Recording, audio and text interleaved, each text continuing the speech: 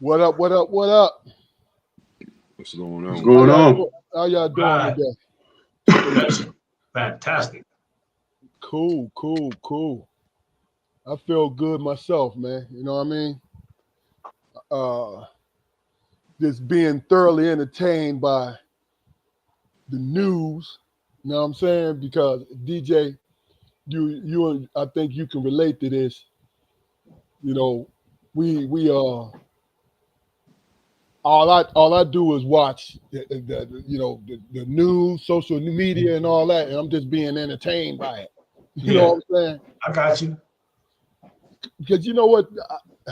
You tell me what y'all think about this. Now that I'm older, I don't let the nonsense get in the way of me forming an opinion. You know what I'm saying? Like before, I used to have checks and balances before I made, but I was always pretty much my own man. But I used to have checks and balances before because I was considering other people, right? But now that I'm at the age I am right now, I'm gonna tell you what's so crazy. Everything is crystal clear. Meaning that I've dedicated my life to the point where I can pretty much sift through just about everything, not everything, but just about, and then form an opinion, whether people agree with it or not. What do y'all think about that? Half of it, or 2/3 of your life is already gone when you get 60 years old. So you ain't worried about yesterday because you can't control it. So now you got more days behind you than you got ahead of you. And so all that stress from the past you did, fellas, y'all can maybe understand what I'm saying? I know you understand. You can, when you're 20, 25, 30 years old, you're worried about tomorrow. I got somewhere I got to be.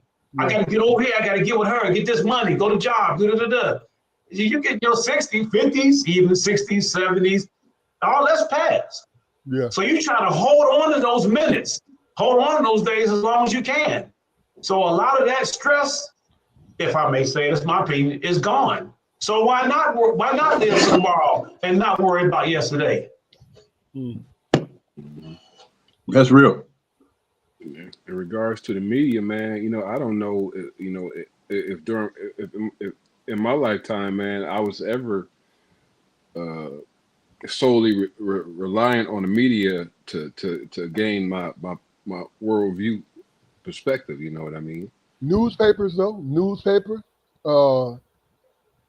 stuff like that. We all at one time, whether we wanted to accept it or not, that was the only news we were getting, though.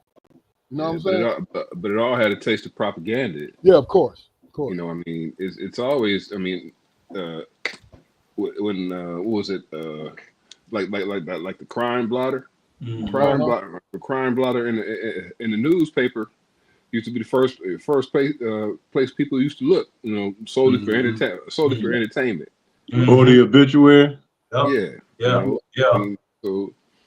And as far as me getting concrete news that I can kind of guide my life by, I mean I can't rely on any kind of media. I got to try to figure it out myself. I know what's going on in the world and what the importance of certain issues are.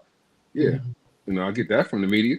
But as far as where I land on how I feel about those issues, if it's a deep enough situation, I go and do some research myself. Yeah. Right. Yeah. Right. But I'm not gonna let that shit formulate my entire opinion on the situation. I can't. Yeah. What you think? Man, I'm sorry. Man, the news is like helter skelter, man. It's all over the damn place, and all many different type of opinions and all that, man. Yeah. You know what I'm saying? First of all, it's really difficult to keep up with it, man. And then you find yourself focusing on the things that you're interested in, and is that really news? Because you just listen to what you already your opinion is anyway. So I really don't pay no attention to it, man. To be honest with you. You know what I'm saying? Unless it's something really serious. And especially when Mika and Joe went to go see Trump, I was done, man. Who was it? Who? What? Who did he say? Mika and Joe on Morning Joe. Oh yeah. When they flew in and went to go see Trump, I said, I'm done, man. Dysfunctional. I can't watch it no more, man. So I can't watch it no more. I don't watch news. Yeah. See, you own it like that. You see what I'm saying? Because when you just said that, I had to really think about who you was talking about. Look, I love the slant they was on. You know what I'm saying? I love, you know, the message they was given. Then I said, well, he's president, so we got to go talk with. No, you don't. Yeah. You know what I'm saying? No, you don't. Hit him even harder. But that's me. They work for people though. See, that's the thing. Man. But we all know everything coming out of that damn White House is damn bullshit anyway. Hey, DJ. Huh? I want to tell you something. You a gunny, a little Marine to your heart, man. You got a booming voice, bro. You can talk normal. That mic is picking you up. So is it? Yeah, okay. it got you. So you can, you know what I mean? Hey, look, So we got a White House that's bullshitting and telling us everything that wants to be told like before, my personal opinion. And then you look at it one day and then somebody come the next day and tell you the exact same thing, 145%. But what I meant to say it was going to be 80%. And the eggs is down to, some people say it's down to $4.99. When up here it's $6.99 and it ain't changed. Yeah. So it's all lies, man. And that makes us lose faith. So that's what I'm saying. There's a lot of it is bull, man. But I think about. Go ahead, I think about, man, the size that the media has expanded our worldview to. You know what I mean? When we was growing up, and Pop would be watching the news. What was the guy, the newscaster guy? He was on, I think it was like Channel 7. Peter Jennings. No, this is it. This is a Michigan. Bill Bill.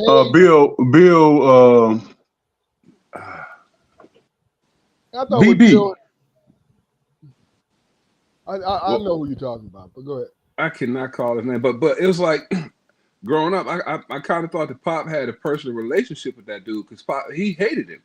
Mm-hmm. He hated him, but he all, you know, that was his channel. That was his news source or whatever. Because we used to watch Kelly and Company, you know, and it was all centered around, you know, Bill Kelly. That's who I'm thinking about. Bill, was it Bill Kelly? No, you said Kelly and Company. That was his name was Bill Kelly. What? I know what you're talking about. Man, looked like he always had on the toupee. Jim Kelly. No. Yeah, but he had a show on Channel 7, but it was a particular news a news anchor, and the guy, you know, he had like a couple of DUIs, man, and he was. Mm-hmm. Just on, he was mean spirited, man, and he was just, you know, he would talk about Coleman Young like a dog, man, and Papa just, you know, he would listen to it and be disgusted. Look at this one, you know. Now Coleman Young was the mayor, right? Yeah, I remember that era. Yeah, but I mean, Bill Kelly. All right, man. I can't. It's gonna drive me crazy. Yeah, but I mean that's the relationship that Pop had, you know, with the media or whatever. It was all centered around, you know, a tri-county area, and now the things that happened in that area was important to him. But now, you know, we get information in abundance, man, and we're forced to kind of sift through and pick out the shit that we believe to be true. How can you do that? How can you can't? There's no possible way for you to do that. So let me ask y'all this question. Then we're gonna get into the intro and all that. The fact that we are getting all this information, whether it's misinformation or not, because when we were kids, we were only getting information that they wanted us to hear. Whoever they is. But that was the only information we were getting. We're getting information from the newspapers, the radio stations, and television news. And that was programming. They call it programming for a reason. You know what I mean? So the fact that we have all this access to the internet, the information. Google did something to really and truly save people. To make money, they put in all real information, right? But then on top of it, they allowed misinformation to come in too. You know what I mean? Because but that's the price they pay for being gracious enough to have all of this real information be free. Yeah. So it's like, it's funny. I like the fact that we have a choice, an informed choice now. But when we was kids, no, not at all. Yeah. You know what I mean? Mm-hmm. It's been tested. I watched the market. No, it's been tested scientifically, though, man. When a person is given, too many choices, usually they will not choose. Overload. That's real. Overload. Sensory overload. Yep. I watch Democracy Now. I mean, they give it to me straight. So, I mean, how much can anything you else take? is entertainment. How much can you take before you say I had enough? I'm done. But see, that's the thing, BJ. You should never feel you had enough. No, I don't know about that. I hear you. Well, when I say, okay, let me explain that right quick. When I say that, I mean there was a time like you really enjoyed hearing what was going on, and then when certain individuals, because I ain't gonna beat up on that same person, and others start giving you all this stuff, and then you get tuned in to CNN, and MSNBC, and Fox if you love a nightmare, watch Fox. But you take all this in. And then next thing you know, damn, you turn on something else. That's all lies.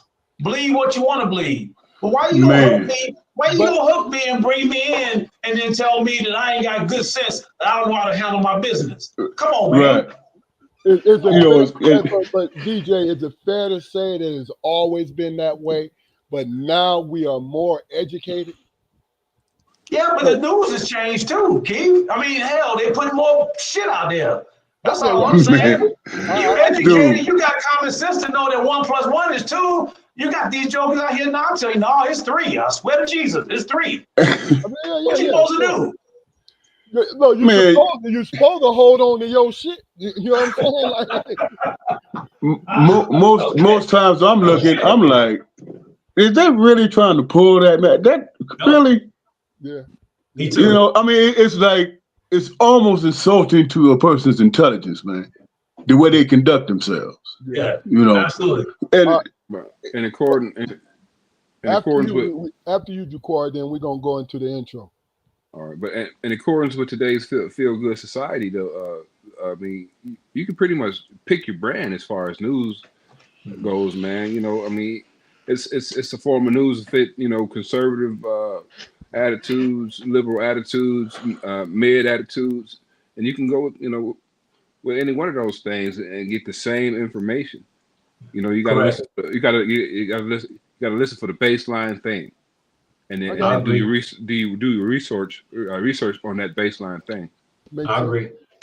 Makes sense. All right, we're gonna go into we'll continue on the other side, but we're gonna go into this intro, and I'll see y'all on the other side, fellas.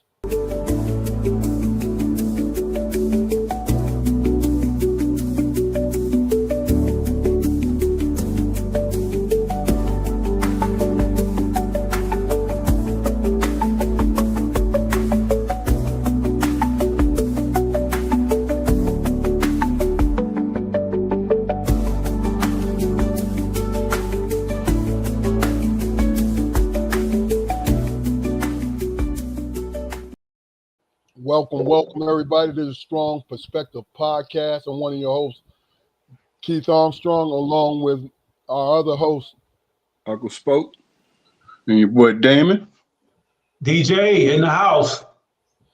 Welcome to this edition of a Strong Perspective Podcast. Just to do a little housekeeping, we're Strong Perspective Podcast. We're going on 3 years. We're getting ready to hit our sweet spot going into the 4th year. This is when we're going to become rich and famous. And they're going to go hand in hand. But please go to our YouTube channel And like, share, and subscribe. Build our numbers up, and tune in every Friday at 7:30 because we're gonna be here, and we promote conversation. We promote everything. All right. Well, glad to be here, and we'll start off with you, DJ. How was your day today? Super fantastic. Everything was going good till I was in my damn yard and ran across a black snake with that damn lawnmower. I killed his ass. But, everything was going good. It's still going good. Good. Being here with these brothers, man, I love it. It's special to me to be able to do it. So I'm ready. I'm live, ready, kick it. Let's go. Let's get it. Okay. Always a good time, brother. Good to have you back. Yes, sir. Yeah, absolutely. Yes, sir. Jaquari, how was your day today, bro? My day was good, man. I was smelling good. My skin was pretty and shit. Glistening. I couldn't find much to complain about, brother. Yes, indeed. What'd you say? You looked in that mirror and you was like, oh, shit. Yeah, I looked in the mirror and the last thing I said before I left the house was, shit. Yeah. And went to work. There it is. Hey, Damon, how were you today, sir? My day was lovely, man. Spent time with my grandbaby. The sun was shining. It was like one of them Indian summers, man. About 60 degrees outside. Just enjoying it, man. Cool. Just to really just tie up what our most recent discussion. So in a nutshell, and we all agree, and I'm not speaking for you guys. This is what I got from it. We all agree that there's a lot of information, but is more misinformation to your liking. Is that fair to say? I think so. Say it again. Basically, we got access to a lot of information, a lot of truth, but if there's too much misinformation that going along with that to our liking. 1,000%. I think our generations, our more recent generations have taken up the responsibility of kind of having ownership of information. You know what I mean? Mm-hmm. But you have to you got to vet your sources. If you can. A lot of people are surprised that sometimes I might pick up a broadcast or two of Fox News, but my wife hit me to this, man. You got to watch them just to know what they're saying. Yeah. Because if it's a hot topic on Fox News, it's pretty much going to be something that's going to hurt me if they like it. Mm-hmm. And that's what our informational pursuits, as far as the media goes, that's what it's turned into. Mm-hmm. It's back in the 70s. Was it in us against them kind of environment in regards to the media? No. You might have had ABC. ABC was the family network. So they had your kinder, gentler news, Good Morning America, and everything like that. CBS, they were more conservative. So a little bit closer to Fox. NBC, they was just trying to get some kind of audience because they're the youngest network or whatever. So they had stuff to feed everybody. At one time, they was number 3. Yeah. Damon, what you think? It could be a lot of it could be information overload, but I think people are geared towards their slant of how they see the world. Like Fox News is a different crowd, and they are the exact opposite of me. If I'm being honest. And people tune into them. I can't watch them, man. Because I get offended by them. So democracy now is more to my liking. But man, people start arguing. People start wanting to fight with you when you when you tell them you watch CNN and those that watch Fox and conservatives and all constraints, hey, well, they're all wrong. No, I don't believe that. They all heathens. They all liberals and all this and that. And the same way when you talk on CNN and I talk to dudes from Fox, I tell them, man, y'all dope, y'all dumb, y'all shitheads. You believe in one thing. Because one individual wants you to know everything and they want you to feel. Why? Because he hired the whole Fox staff and got them in his cabinet. And so if you don't agree with what they say, you stupid, you dummy. Especially if you're a black man. You can't read, write, know nothing anyway. We can articulate. DJ, I can understand if they want to fight you if you keep calling them stupid and dumb. Yeah, I get that. Yeah. But nobody. They call me the N-word, so what I'm supposed to do? I'm being nice. Yeah. No matter what he looked like, man, nobody knew what Walter Cronkite's political opinions were. Okay. That's true. Nobody knew. He never talked about it. He only read what was given to him. Yeah, I mean, in journalism used to not be based on opinion. It was based on the facts. Yeah. But most of it. Yeah, because when they reported on our community, it was slanted. It was slanted to racist side. Yeah. Drugs, gangs, and alcohol. That's it. I like what he said right quick about the three major news channels. You're absolutely right. It's still clean. They really don't get down. They give you 30 minutes and this is it, bang, bang, bang. And you got to seek all the resources. So you're exactly right. Absolutely. So, example of being oversaturated, my example. And if you guys got something to add, please do. My example of being oversaturated and trying to stretch the truth is the foolish old head Shannon Sharp. I call him foolish. I'm not going to call him stupid. Call him foolish because what he did was pay for his fetish, right?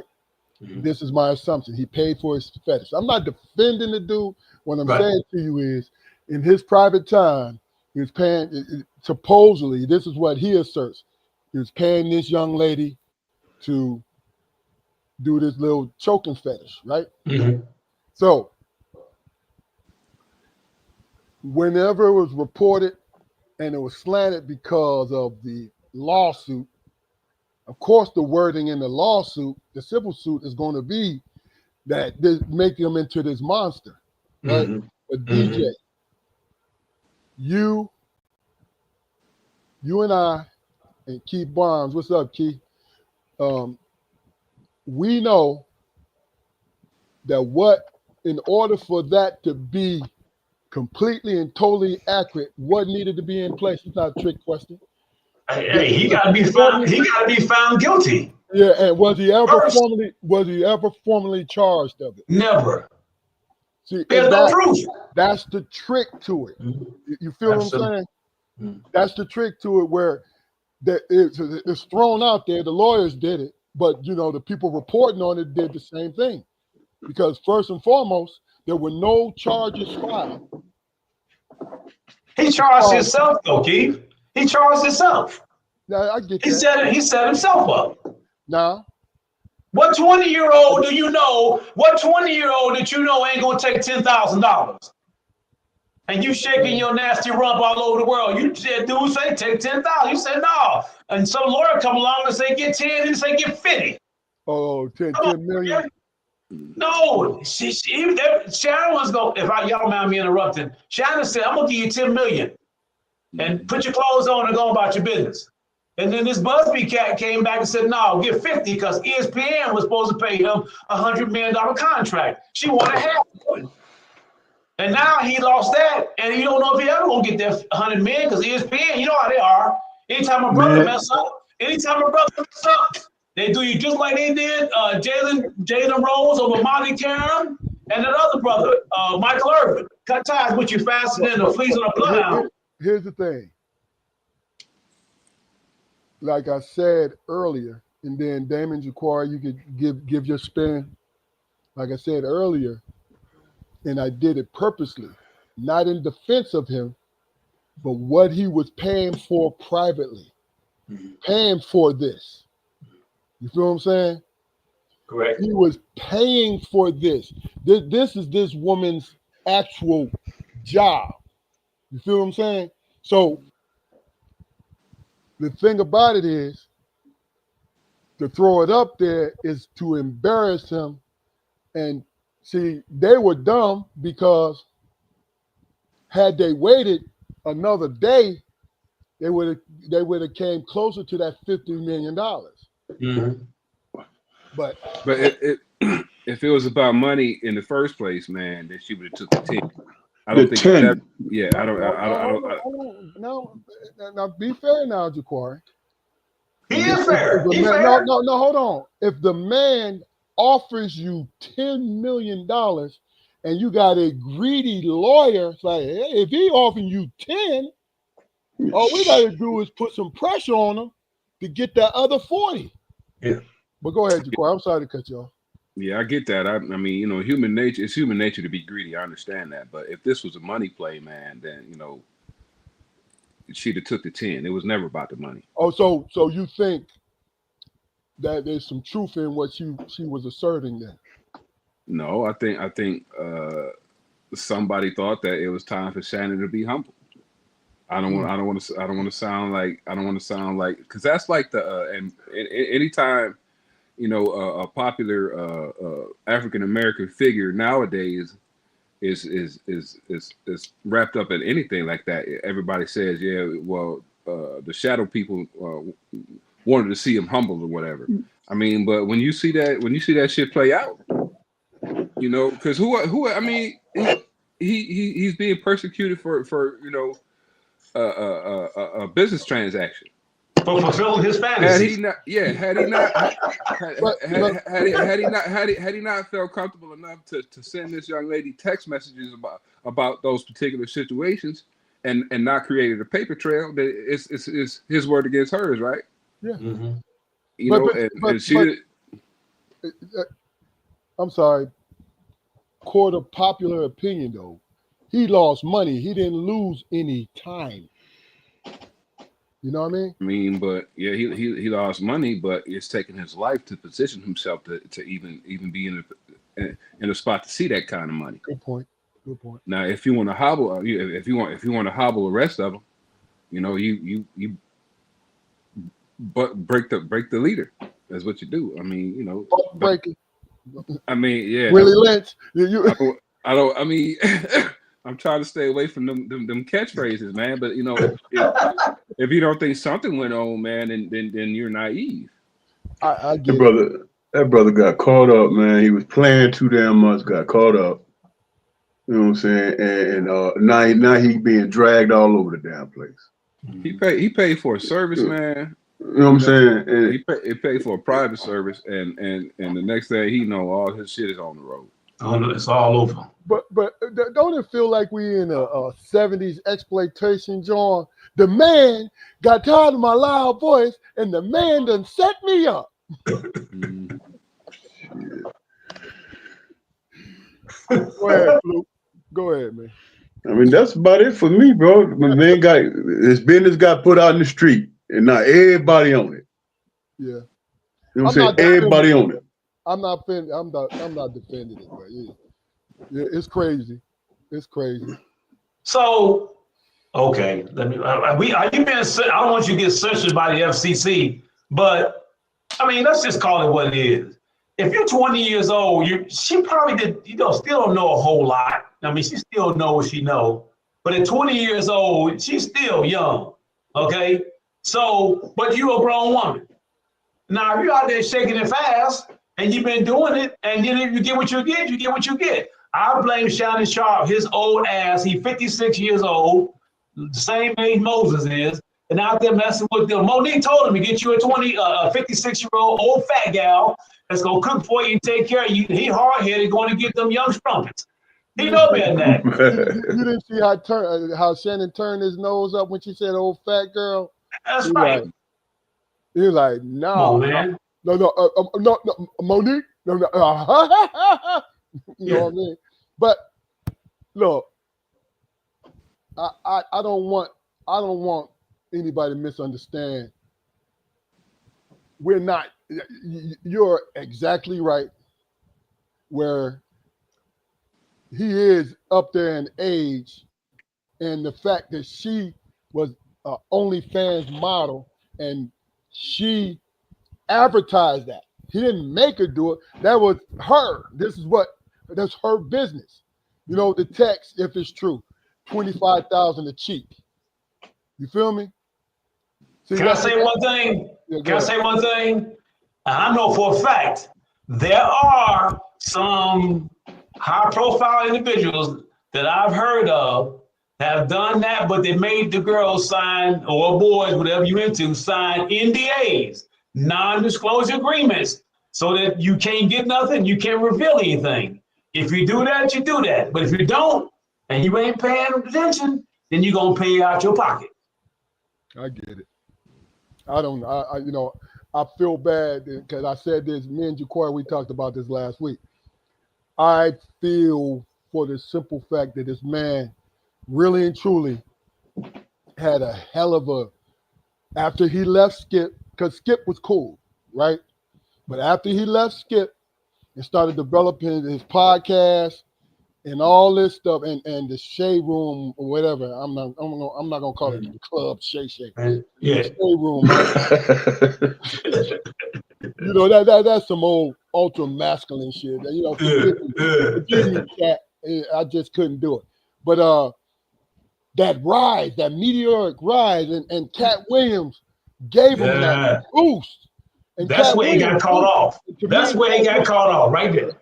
Right there. He was climbing as far as popularity. You know what I'm saying? You know, and that in itself, man, it was a wonderful thing to see. Whether you're a fan of his or not, it was a wonderful thing to see because he was doing great things and it was in a short amount of time. You know what I mean? And he was getting all the comedians on his show, and every comedian had great interviews. And then this stuff come out. What do y'all think Stephen A. hating on him, man? Nah, Stephen A. Y'all think he bailed on him? I don't think so. Stephen A. ain't had no choice, man. Yeah, because she got to worry about himself. Can I explain that? Can I explain that? Yeah, go ahead. I'll be right back. Right quick. So this is what I think about Stephen A. Stephen A. is the hottest show on TV. Okay. And he's had some problems. Like I say, he had the Jalen Rose thing that went down with Molly and blah, blah, blah. And so he got caught on a few things, the thing with LeBron, and walked up on him and some other athletes.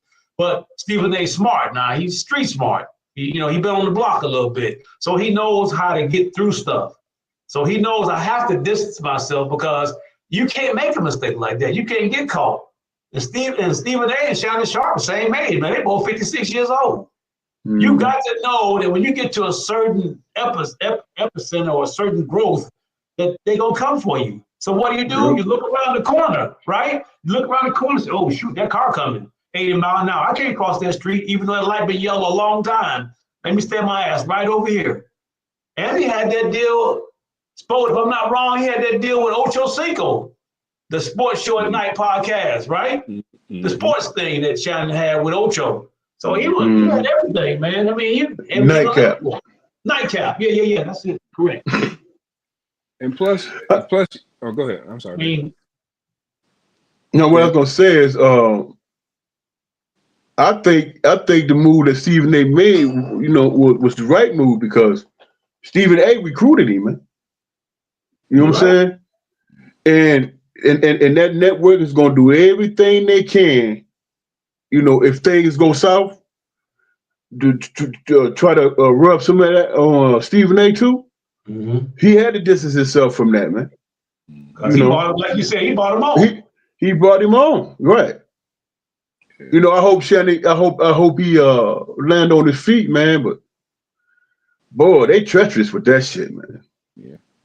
And when Skip when Skip went through his sexual thing, and pretty much got a slap on the wrist. As soon as I heard about Shannon Sharp, I was thinking that he's gonna catch all of that backlash. Man. And he pretty much is, you know. And I'm not trying to demonize Skip. You know, I've never been a fan of his or anything like that. But I mean, I like to be a fly on the wall in a room with him talking about this situation. Oh, if you think his smile ain't wide, I mean, you know, you got another thing coming. Because they used to go at it, man. They used to get in it, man. Dog. What was that on Fox Sports when him and Skip used to go at it like somebody used to get hurt? You know, Shannon used to be eyes be turning red, and I'm like, man, calm down, bro. You want to grab Skip? He gonna grab him by his collar. I was like, hey. Look, first of all, Skip might have been Shannon's connect to that situation. So the setup.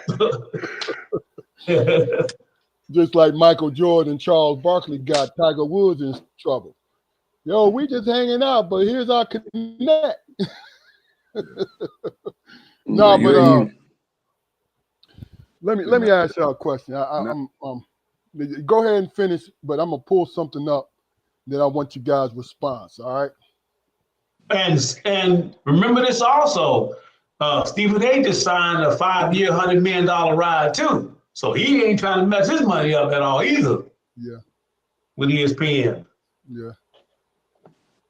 Hey, listen, this is a sort of a change up, but this is the thing we got into the whole conversation earlier, but this is a change up, but it's still in the same realm. We're talking about unconditional love and conditional love. Okay? And this is in, let's not even bring the love into it. Let's talk about unconditional and conditional. That can apply with relationships with a woman and a man, relationship with your friends, relationships with your relatives. Okay? So unconditional is someone or something loving or supporting someone or some things without any expectations, conditions, or judgments, simply for who they are. That's unconditional. Supporting somebody because of who they are. Loving them because of who they are. Right? Conditional love, or this conditional period, the definition of conditional is obvious, but I want to just read it so it could be out there in full context. It is a form of affection or relationship where a person's feelings for another person are contingent on specific behaviors, actions, and qualities. So pretty much in a nutshell, what can you do for me? I'm going to fuck with you because of that. Mm-hmm. Right? That's conditional. Unconditional is I'm going to fuck with you because of you. That pretty much, are we pretty much in the same realm with it, with the four of us? All right. Would anybody want to add to it? So for me, if I say, go ahead, man. Y'all go ahead. No, go ahead, DJ. So I think just a dumb old jarhead that don't know no better. I think every relationship starts out unconditional. Boy meets girl, girl meets boy. Everything is smugly. After 5, 6, 7 years, you put some conditions in there, just throwing it out there. And then it becomes conditional because guess what? Things happen. Kids, bills, job changes, you name it. So, of course, times change situations. You know, I ain't seen too many unconditional affairs that last 15, 20 years. And if I have, y'all can correct me, maybe y'all have, that's a rarity. I just don't, I think that's a fairy tale. So I believe for me, I believe it turns from unconditional to conditional. And that's what I got. That's how I feel. I think it's a matter of interpretation. Damon, Jaquard? You chime in.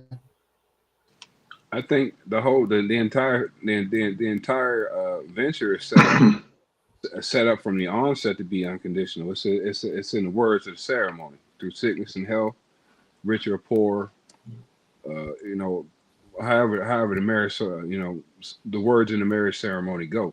So they try to set you up with, a realistic view of what love really is. It's supposed to be unconditional, but over the years, as DJ said, things happen. You lose perspective on certain things. You gain perspective on certain things. I mean, you're not supposed to be the same person on the day that you're married. You married 5 years. 5 years down the line, you're not supposed to be the same person. Real. But in the amoeba-like state that I see marriage as, everything flowing together, you're willing to pay the price it takes to build a life with this person, because there is a price to pay. What are you sacrificing? What do you have to give up to stay in that thing, right? To stay in it. I mean, it's work, man. You're not sacrificing anything. You're giving it up because you want to. Now I was saying what he was saying about marriage. What do you have to give up to keep it strong and to stay in it, to make it matriculate over the years so that divorce doesn't come in? That's what I'm saying. What are you sacrificing? I mean, you gotta give up a certain amount of selfishness. You got to give up other people. You've got to give up. It's a lot of things you got to give up. But the main point is, you were supposed to have at least been on a good way to giving those things up when you stood at the altar. Okay. You knew that you were going to have to give these things up. So to call them sacrifices, I mean, that's giving the person, too much regard. Oh, this is a contract that you are making with God. I mean, not necessarily even the other person. You're making this plea to God, and you're saying that this is the things that I'm willing to go through in order to grow my life with a person.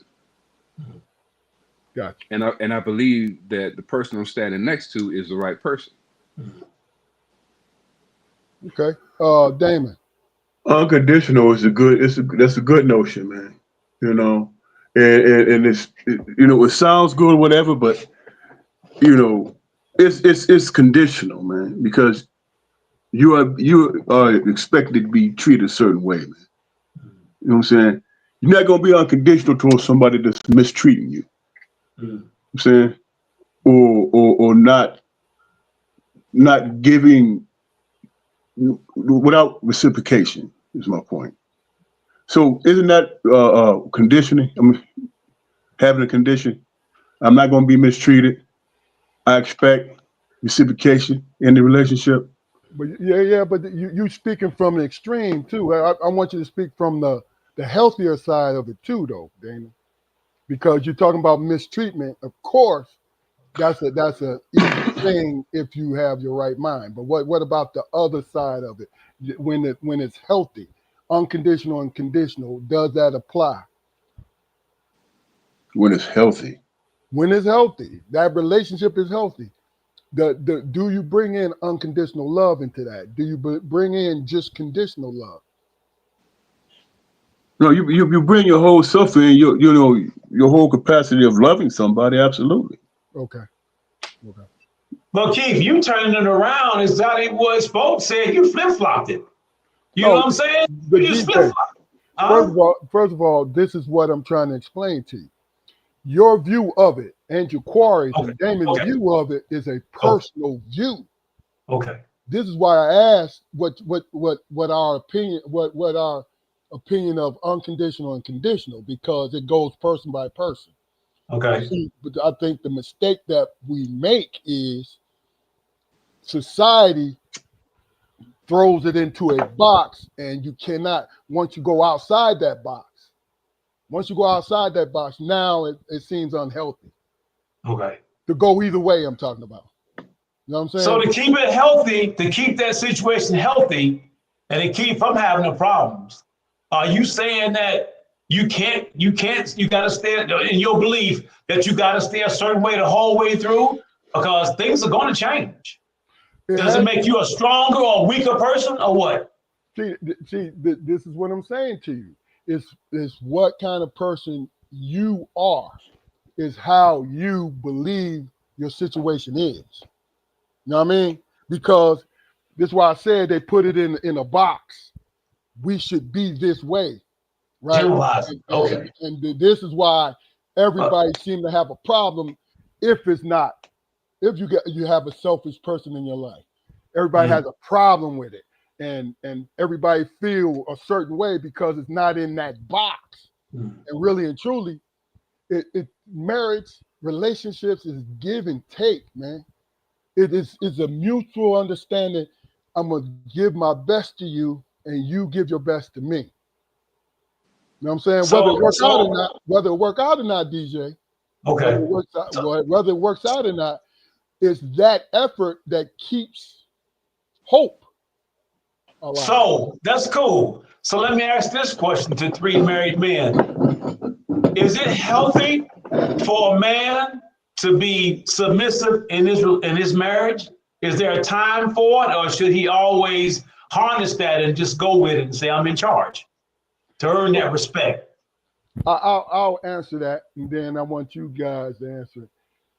What is your definition of submissive? I See, mean, what I'm saying? No, listen. Okay. I'm not asking you the question. I'm saying to you, what's your definition, individual person's definition of it? Because being, if say the four of us are alphas, and we see someone do something where it looks as though that person is giving in to that woman, we'll say, oh, he's submissive. He's, it's that term, right? But really and truly, if that man is happy, if he's happy, that's my personal opinion. If he's happy by giving that up, and he don't feel pressured by giving that up, then how I say, if you like it, I love it. You know what I'm saying? If that's in him, now you think about you, DJ. You think about you. You think you are a hard liner when it comes to that. You know what I mean? But I am. Everybody's not the same. Damon, Corey. Well, for me, I planned on looking up the definition of submission on my phone, but I mean that's not necessary because I mean I question this: is it submission? Are you submitting to your wife when okay, there's a situation, okay, and within that situation is an opportunity. Now I as a husband see the opportunity, right? But my approach is flawed. It's absolutely flawed. If my wife has a better idea on how we can gain access to this opportunity, I'd be a fool not to first of all hear her out and what her ideas are. And second of all, if her ideas are better than mine, I'd be an absolute fool not to go with that. Now, is that submission? I have no use for being in charge just for the sake of being in charge. That's not what this whole entire venture is about. That's not what marriage is about. My idea about marriage is elevation. Are we going to push each other forward? Mm-hmm. You know what I mean? And a lot of times, shit, my ideas are pie in the sky. Mm-hmm. My ideas only work when all cylinders are hitting on 10. My wife, her thinking being different than mine, she sees those flaws. Mm-hmm. Now at times, when she points them out, yeah, it's frustrating. And in the beginning, I'm like, well, shit, we need to do it this way. We're gonna do it this way. And and when those ventures fail, it opened my eyes just a bit more. I didn't marry her because I wanted to stifle her. She's one of the smartest people I know. So if I got to stroke I gotta have that part of my ego stroked, just for the sake of being in charge, then I'd be a fool. Yeah. So you have changed some. I have changed some. Yeah, my wife is a resource to me. I'm a resource to her. You've got to use you've got to use your resources to advance. You got to. Damon. Submissive is too strong of a word for me, bro. Negative connotation. No. But now we can agree. The whole point is your interpretation, right?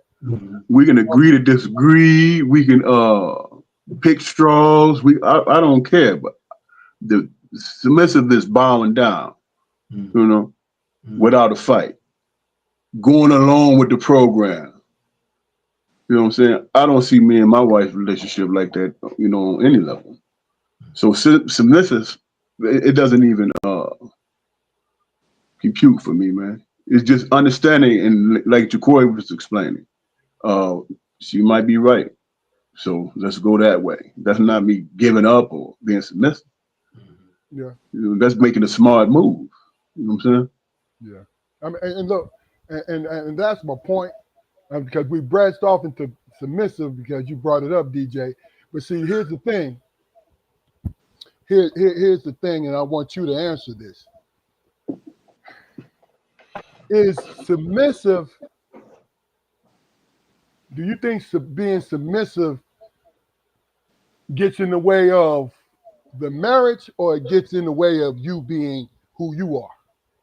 So I'm a little different, and that's just me. I'm a little different. I was raised a little different, and today's world is just not a 20-year-old me in today's world, a 25-year-old me in today's world would not be the same as, because the females that's 25 nowadays, they don't think like they did in the 80s and 70s. It's a whole different mantra. But no, that's what I'm saying. Those values probably wouldn't work. I'd have to do like my man just said. You'd have to learn to give and take. But I wasn't raised like that. I was raised that the man that's head of the household, and his word was the way it was, and you lived and died by that. Because the head of the household, if it went wrong, then you stood up and said, it's on me, and I'll make it better. Me personally, that's just me now. And I'm not blaming anything or anybody, not throwing any shade on anybody. That's just what I believe.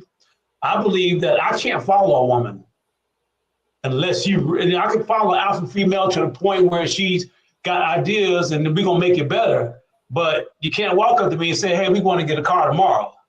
Oh, hell no, we're not. What's wrong with the one you got? You know what I'm saying? But yeah, if it's been going along and the car is raggedy or you need this and that, then we'll do it.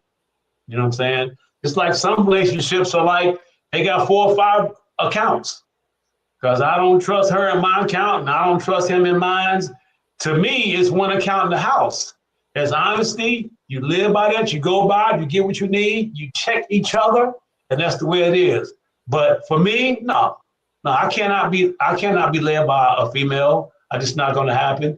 And she's not going to be head of the household that I live in. It's not going to happen. So just sorry. Submissiveness that is infringing on your being the head of the household? No, submissiveness to me is being told what I have to do, what I can do, what we need to do, taking away that manhood element and saying, no, you can't make those decisions all the time or this time. I'm going to be the shared interest in that, and that's just something that's a hard pill for me to swallow. Because I'm constantly growing and learning and listening so that I'm going to make the right decisions. Does that make sense? But but real quick, DJ, do you take into do you take into the account that some things that you might be dealing with, you might have no knowledge of, and she might, That's true. You use the car scenario as an example. Okay, all right. If you have a tire, and your wife or your girl comes to you and says, DJ, I need a new tire. And you ask her why. She says, well, it's got a slow leak. you know, I gotta put air in it every morning. Now, is it out of the question for you to not get the new tire or to keep patching the old tire? I will go out and get a new tire. Yeah. And drive my car to work that day, and I'll go get 4 new tires if it needs that. My point being, though, I mean, she came to you and said that, you know, I need a new tire. Right. That's what I want to hear. That's what I expect. And that's something that you could take at face value because you trust her to know that her tire needs to be changed, right? True. Yes. So that's that's my example of that to fit that kind of situation. I mean, yeah. I mean, well, I don't know. No, but hold on. Okay. Hold on. Being the moderator, okay. I'm listening to all 3 sides. Really and truly, you're all touching on the same thing, but your differences has to do with how you see life. Meaning, DJ, you see it in an extreme way.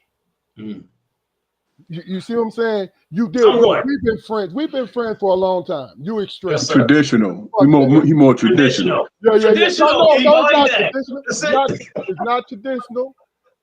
It's partly traditional, but really and truly, it's the extreme. Like, oh, hold on, how you gonna tell me? Yeah. You know, it's wait a minute now. This is mine. You know what I mean?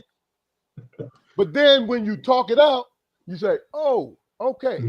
You see what I'm saying? Correct. And Damon's point is yours, but it's not extreme. Like, yo, me and my woman, we work on a chord. We talk it over with each other. We ain't at odds with each other. You know what I'm saying? You chord the same way. You see what I'm saying? It's like y'all not trying to convince each other. I don't want y'all to get caught up in that, trying to convince each other that your way is the right way. No, it fits your personality. I don't think we we doing that? Listen what I'm saying to you. When I'm talking to DJ, he was saying to you every question that he asked you, and I'm not saying that he was trying to do it on purpose, but every question he asked you, he was trying to get an understanding where you was coming from.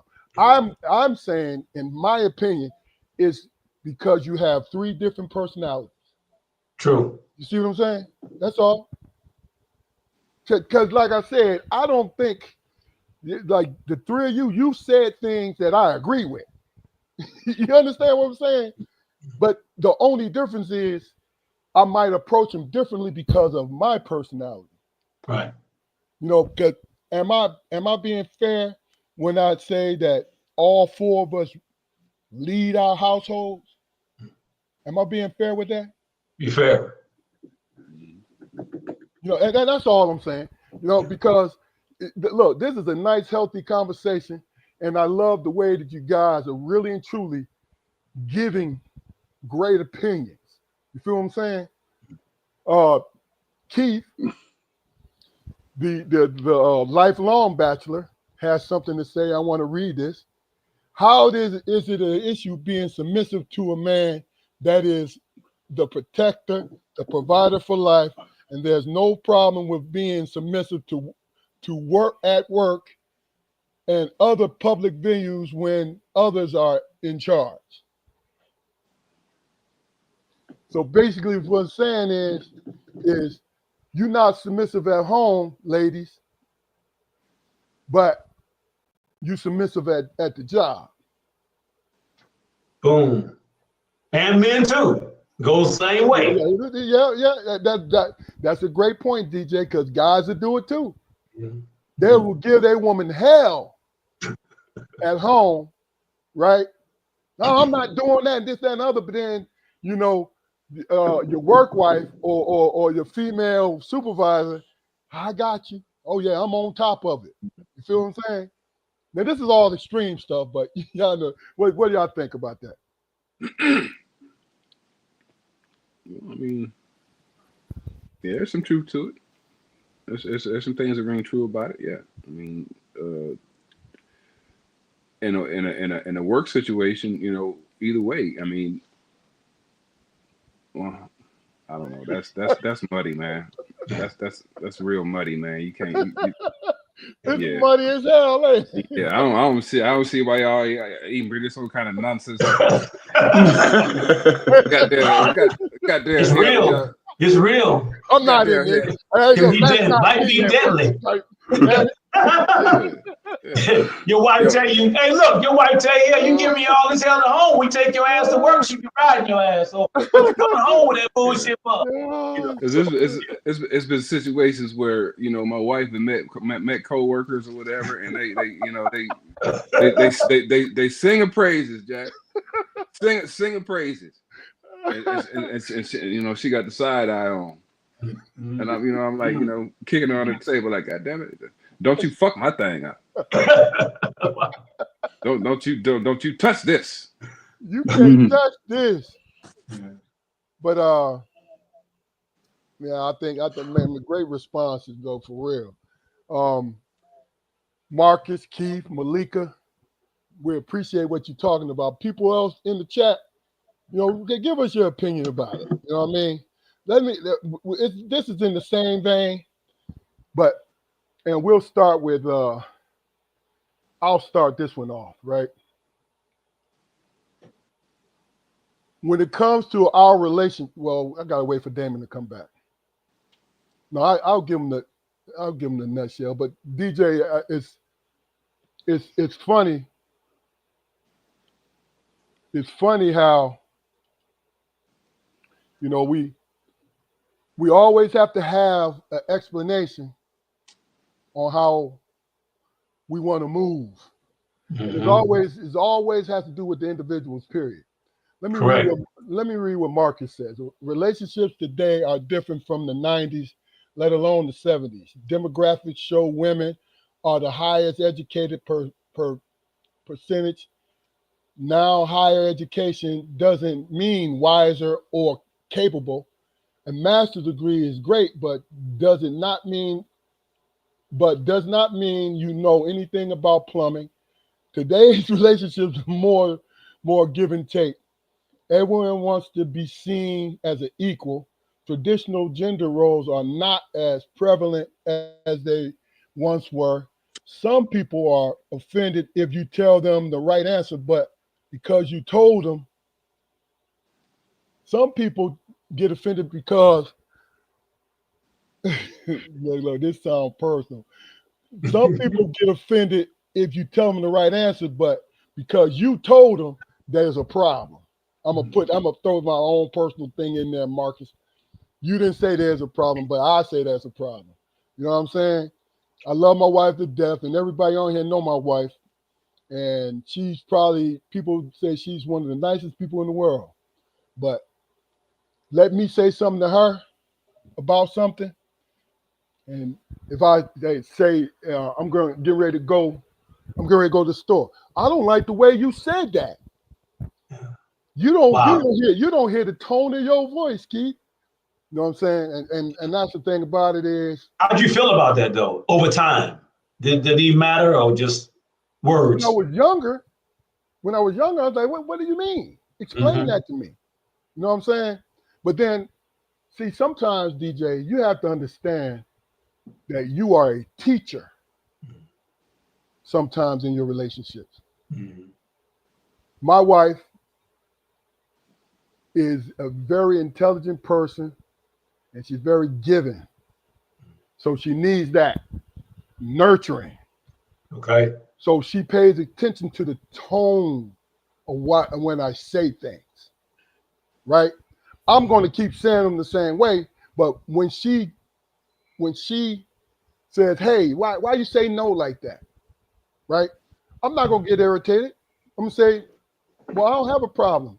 Why do you feel that I have a problem because I said no like that?" You said no. Okay, now tell me how I should say no because I said no. You know what I'm saying? Like, how did you receive no? Yeah, exactly. That's the important question.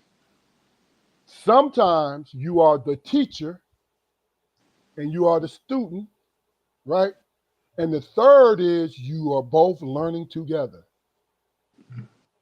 I think most of the success in my marriage, man, is the fact that I understand that I am not the absolute answer to my wife.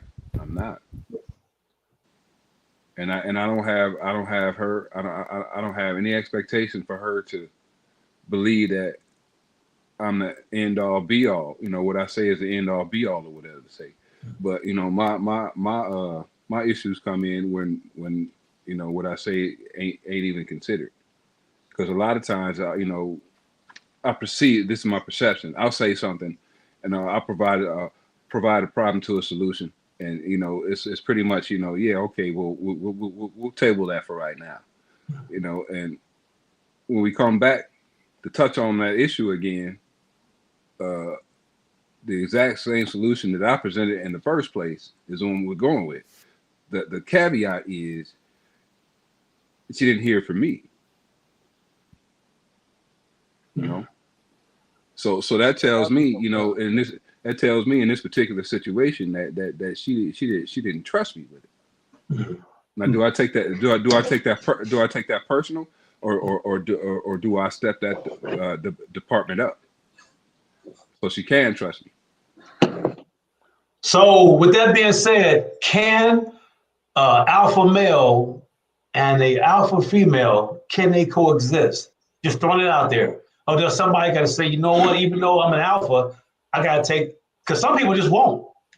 Like, I'm learning from you guys. This is a tutorial. But for a female to lead me, man, she got to be like Braveheart. You know what I'm saying? And and there's some things I got to learn still to change. But she really got to be on point, is what I'm saying.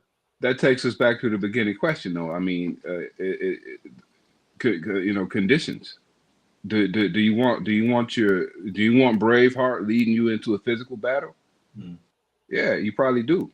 Is that something that your wife is suited for? No, but there are things that she is more capable of taking the lead on. I got you. Damon, I receive that. Don't you pick your mate by her strengths, man? The strengths that she has. Things that she's very proficient at. I'm not gonna argue with my wife, man, if she know the material inside and out, and I'm learning. You know what I'm saying? Of course, I'm gonna say, "Hey, you take the lead on that." That ain't me submitting to anything. That's making a smart decision, a smart choice. You see what I'm saying? That don't even factor in. It's like, okay, what's going to benefit us moving forward? Oh, I have an idea. Let's give it a try. Oh, I never thought about it that way. Let's do it. It's really that simple for me. got you. Keith Barnes says, I have an ex that used to tell. I have an ex that I used to tell. I have an ex that I used to tell. It's amazing. I'm the dumbest cat you know until a problem or issue arises. LOL. You come running to me, the dumb one. LOL. Yeah, I mean, you know what? That's always the case because, depending on when you meet your mate, whether or not they have a father who is nurturing, or they have a father in their life who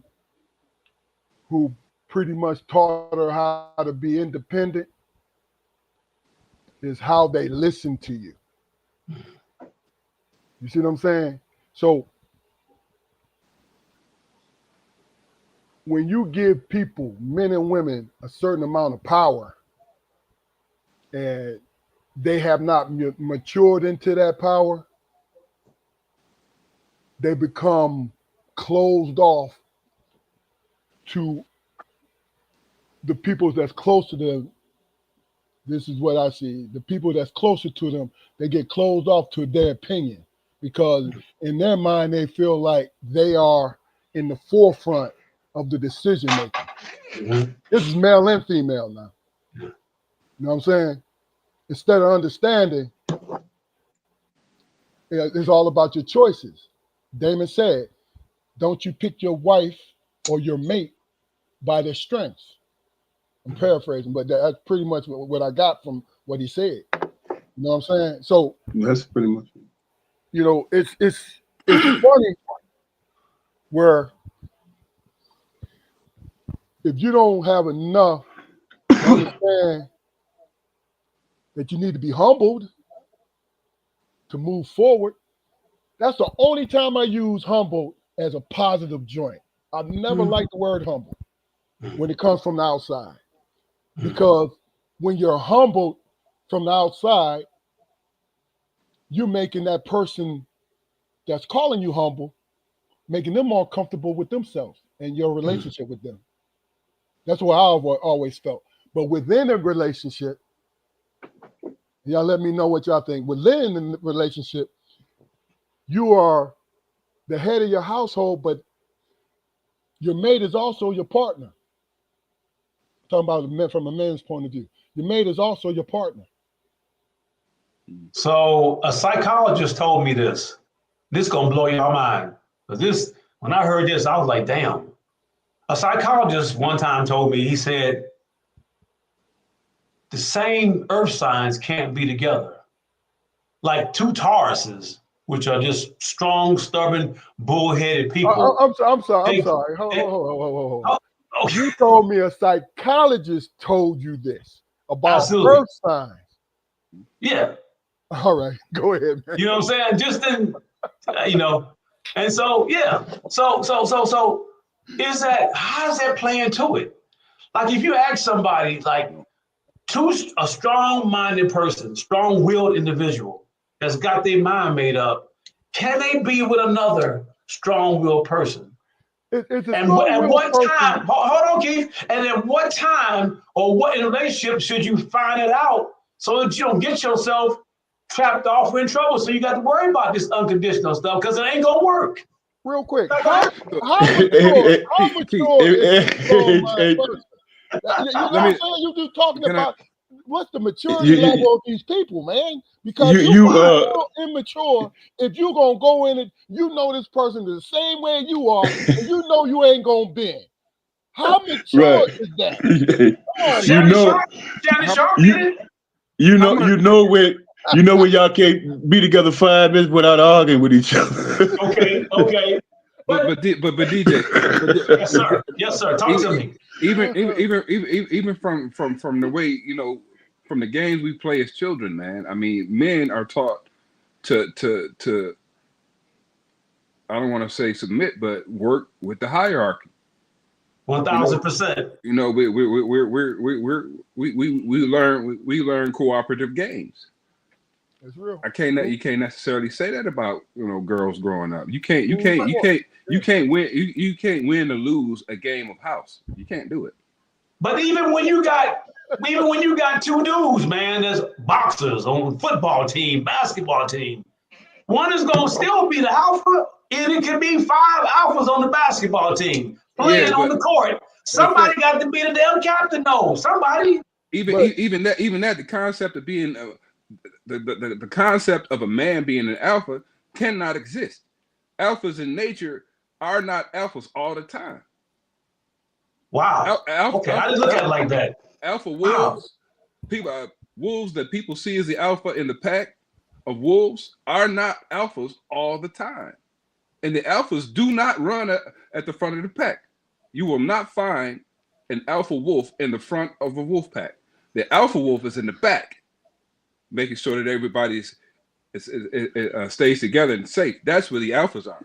The maturity level of it. You know what I'm saying? Make sure there ain't no deserters. Hey, look, that's a great point. David, that's a great point. Wolf packs, I don't care what the size are. Wolf packs are always blood related. They are always blood related. Rarely do you find a wolf pack that's mixed lineage. You're not going to find that. These are family structures, and the two alphas, which is a male and a female, is the mother and the father, the original mother and the father of the pack. Gotcha. So when we say alpha males, in regards to humans, we I mean, it doesn't exist. I mean, because you gotta think about this now. Think about everything that we do. It is a team-oriented, structure-related thing. When we go to work, when we do all these different things, even if you go into your own business, it's still structure. You still having people working under you. They still are cooperating. So I'm just chiming in on what Jaquari said, that it's not a alpha in its purest form. You know what I'm saying? Damon, you were gonna say something? No, I'm just listening to y'all brothers, man.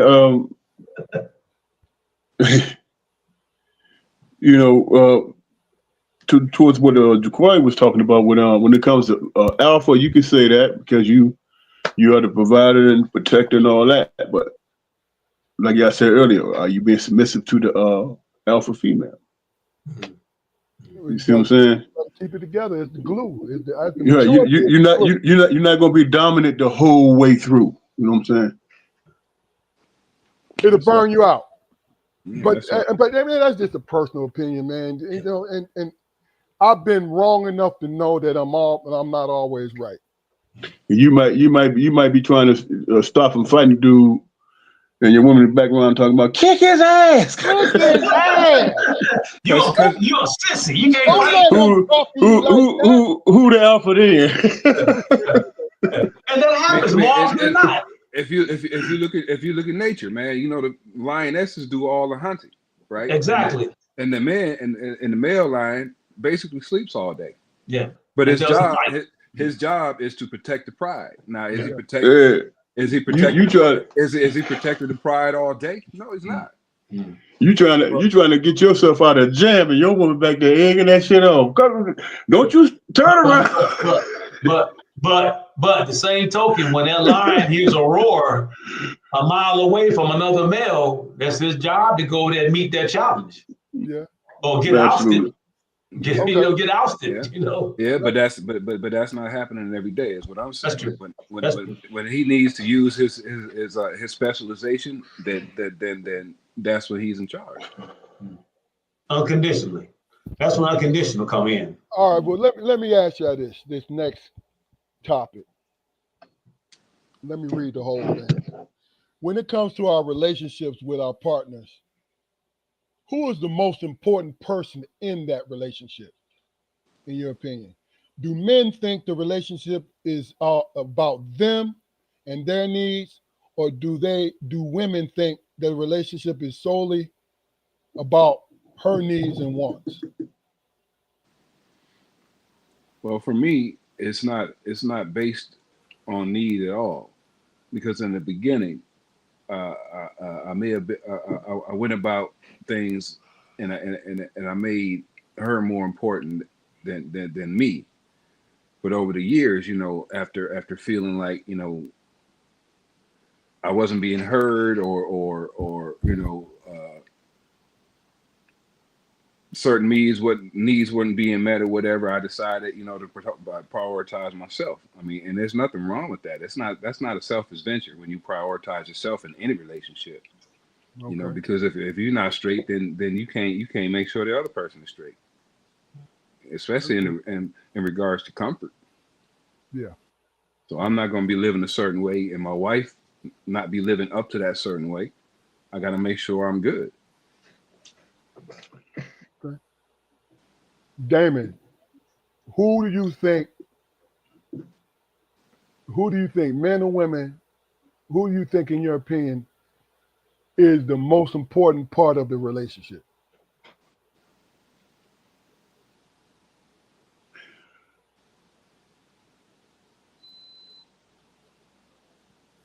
I would say this, man, because I can't think of any situation outside of my own.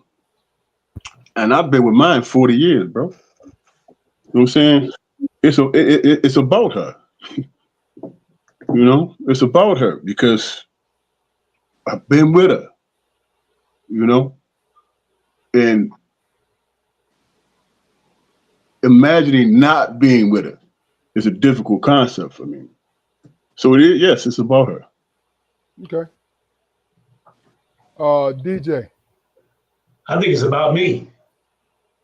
Not surprisingly, I'll take the responsibility for everything that is happening in that situation. I'll make sure she has everything she needs.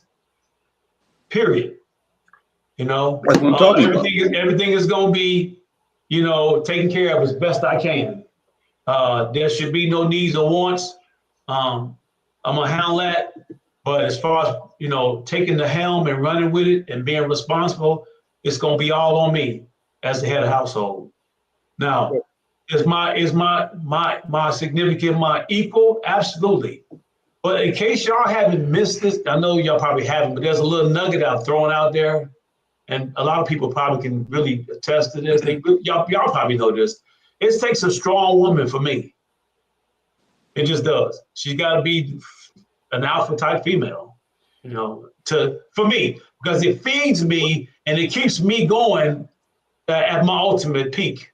That's just how I feel. Okay, explain. Is that wrong? No, Is that wrong? No, it ain't got nothing to do with being wrong. I want you to make it a little clearer for us. And how I want you to make it clear is you telling me it's about her. You know, you said it was about you, but in your description, it was mainly about her. And then you said, no, hold on. And then you said, now this is not trying to give you a hard time. I just, you know, need more clarification. Then you said you need an alpha female, right? So in our definition of alpha female and alpha males, somebody got to fucking lead. You understand what I'm saying to you? True. So is it your interpretation like, I want you to be an alpha, but you still do what I say? Is that the circle? What you're saying? The circle of life. I'm responsible for 100% of that circle. When she steps in, she has her place, and I will take care of those needs and wants as best I can. But when I say I desire a strong female, an alpha female, that thought process, knowing what she needs, knows what needs to be in place, and then you got the freedom to run with it once you see that I trust you, which goes back to what Spo was saying in the beginning. You know, you still got that place. You still got those wants and needs. Do you have to submit? I don't call that submissive. I just call that like, hey, the man has got to give in because the woman knows what needs to be done at that time. But if it goes wrong, then it still falls on me. If y'all understand what I'm saying, that makes sense. Yeah. But it's still kind of framed as a win-lose situation. Okay. Yeah. You know, but that you know, in my opinion, I mean, and I can't lose within my marriage, man. Yeah. Yeah. You know, so I make adjustments. Yeah. Yeah. And maybe I'm just different, man. Maybe I'm just too difficult. I don't know. But my understanding of the question, is, in terms of the personal relationship and how you treat each other, is my understanding of the question. Well, you know the last question, right? Is your woman a needy woman who loves to be pampered? Then it's about her. I mean, that's what she loves, enjoys being pampered. What's wrong with that? Okay. Now let me. You know, in terms of relationships, when you talk about business and taking care of business and stuff like that, I have a different answer for that. I got you. Okay. So let me just say this. It was a very vague question, and I did that on purpose. So let me bring some more context in it, why I even said it.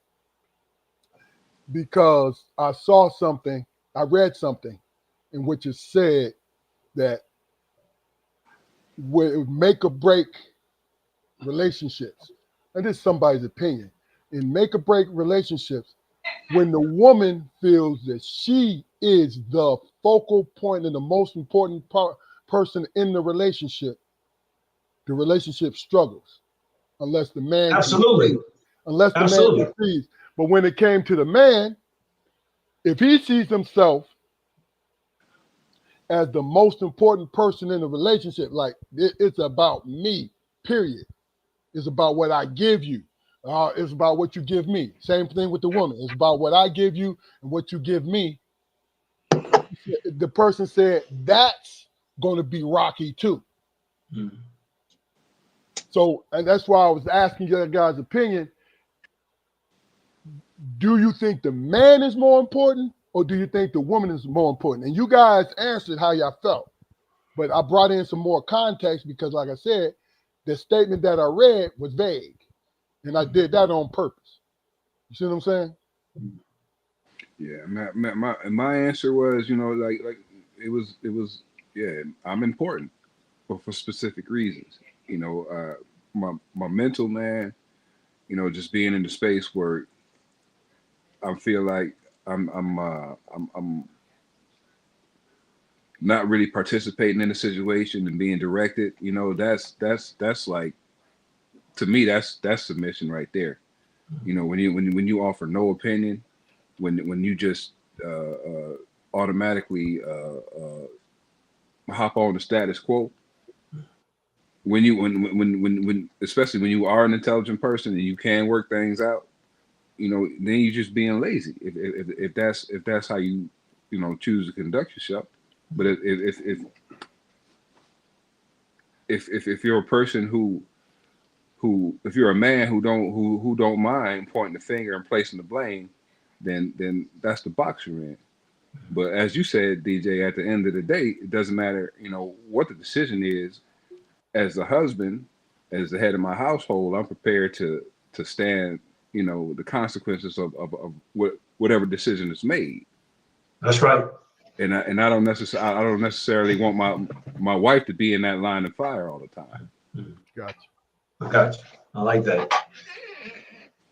Okay, this last thing, I found it hilarious, and I sent it to all three of you guys. And it was celebrity, ex-NBA Hall of Famer Paul Pierce. I think he was drinking before he was on this day because he was on the podcast. Paul Pierce said he believes that marriage is for the elderly and the poor. Right?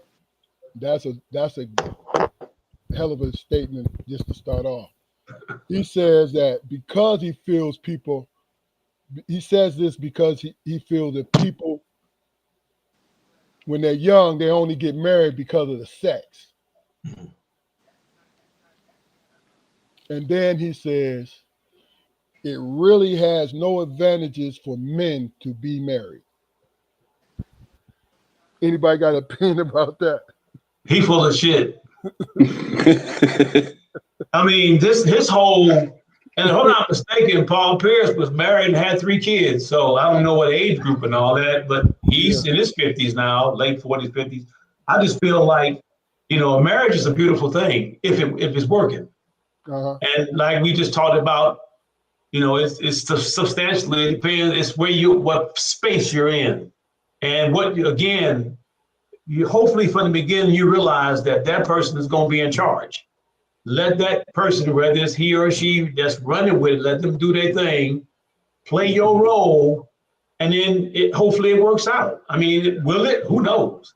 But if you in it for sex, you messed up from the beginning with. That's just hell. Okay, I mean, we all grown. Shit. I mean, before we move on. So people,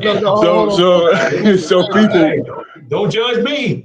And say it real quick, Dan, and then before we move on from DJ. Go ahead, say it, Damon. I'm just saying, so it's some brothers out there who made the first female they had sex with there. Yes, what are you talking about? Whoa. Yes. Yes. That's some African tribal stuff there. I mean, not the majority of them, but there's some out there. And if you really want to stick to tradition, that's the idea.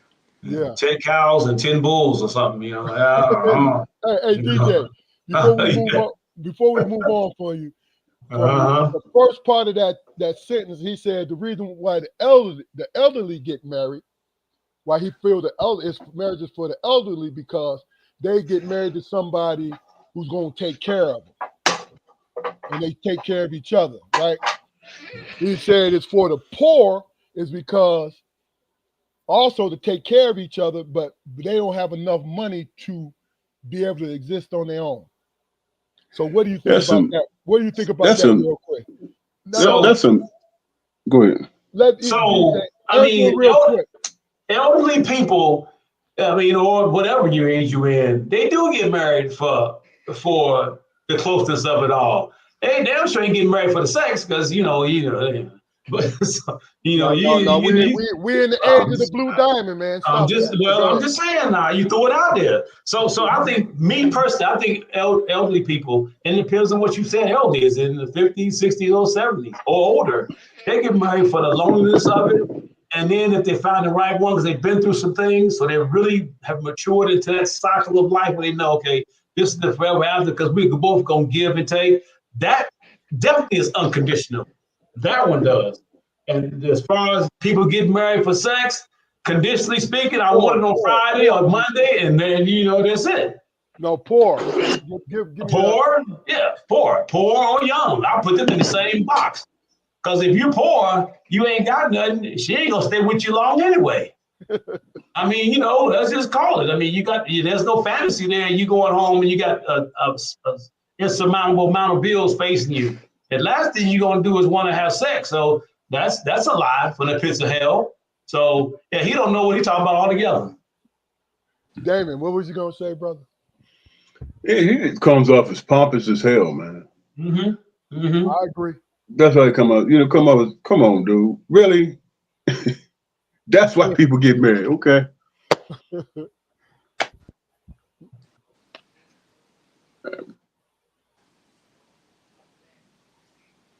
Oh, you good on that? That's all I got, man. It's kind of corny, man. It's corny as hell. Really, dude. Did he say it with his chest? He said it with his chest, but like I said, oh my God, come on, dude. He was on the podcast, so I believe he had been drinking. You know what I'm saying? So, just for the poor. Come on, man. Come on, that's on, man. And who you know want to die? Who you know want to die alone, man? That's real. You understand what I'm saying? Or go through what is it? Through sickness and health. Yeah. You don't want to be by yourself, man. Come on, dog. And then come up with statements like that. Shit. He's a rich man, and he's been basically purchasing younger women, so he's on a high. That's my assumption about it. You feel what I'm saying? Because that's the only way that he could figure that one out. He got money to burn to be that way. Jaquari, what you think, brother? I think to each his own, man. I mean, he found very specific reasons and uses for marriage. I've tried to steer away from that. I mean, any struggle I may face during marriage, hell, I know I done did it before I was married, so I knew that there was going to be financial issues. I knew that things are going to change. And as far as me having a notion of my wife taking care of me when I get older, I mean, shit, no, I don't. I wouldn't put that on her. That's why I have so much anxiety about the amount of money that it's going to take for me to retire. Because I don't want her to have to wipe my ass. No doubt. Would I be willing to wipe hers?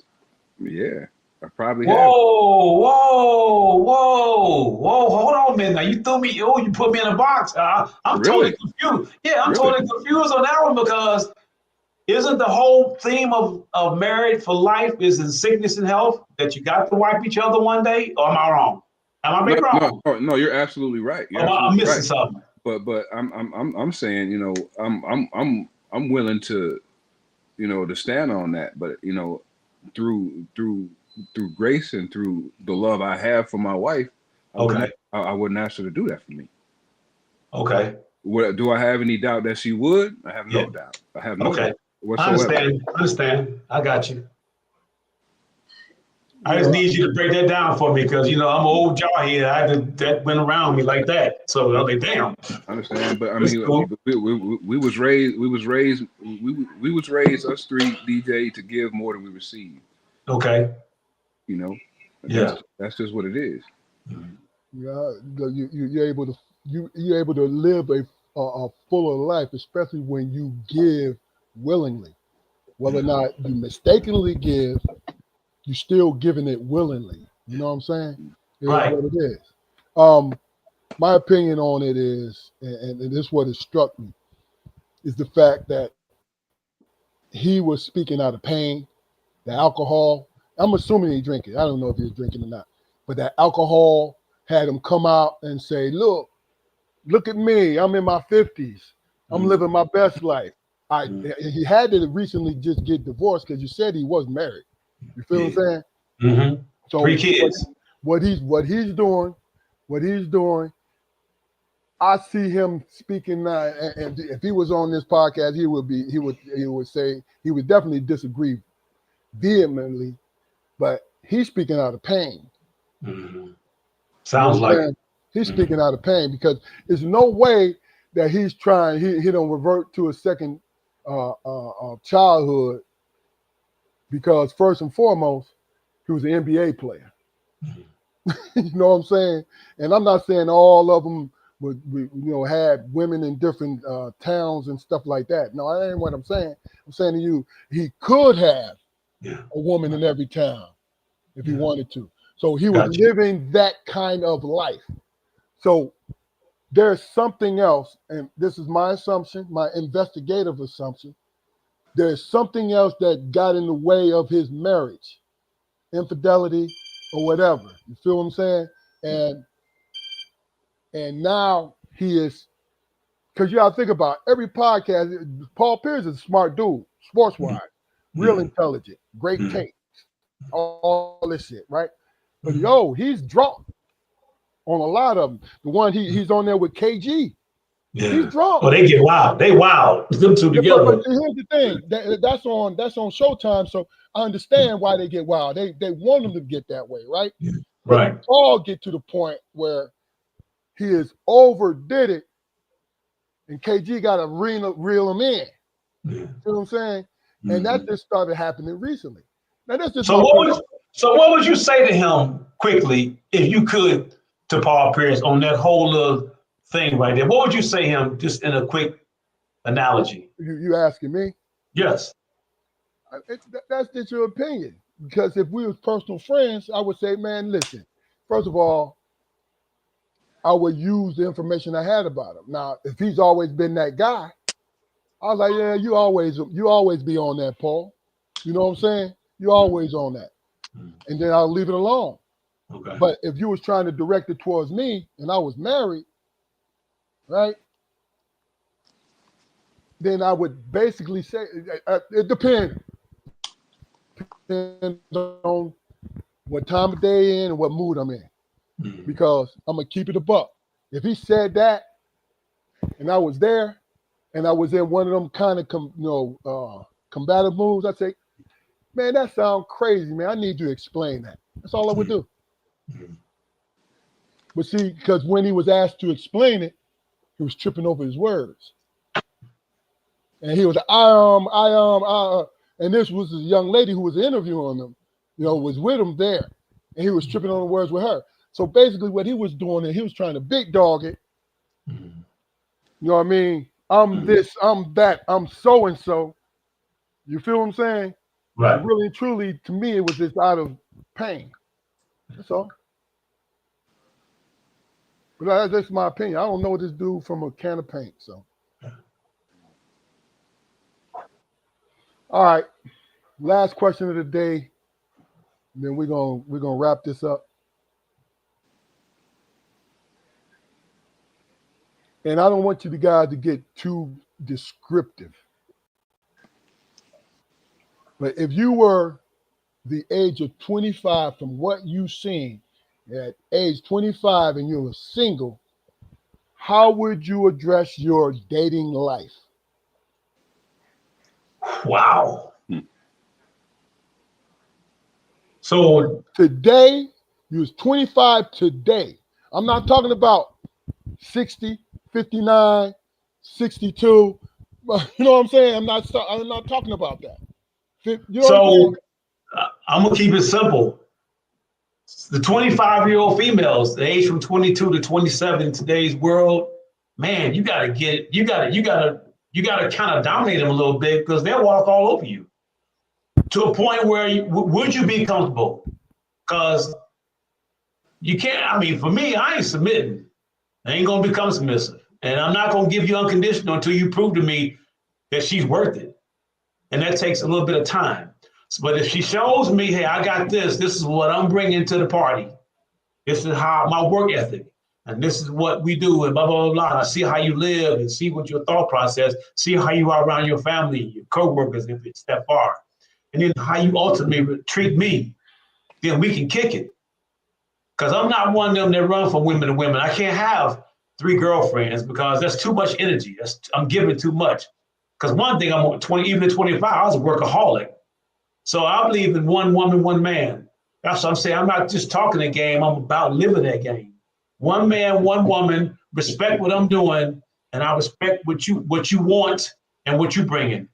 And that's just how I look at it. That's me. Okay, Damon. Now repeat the question again.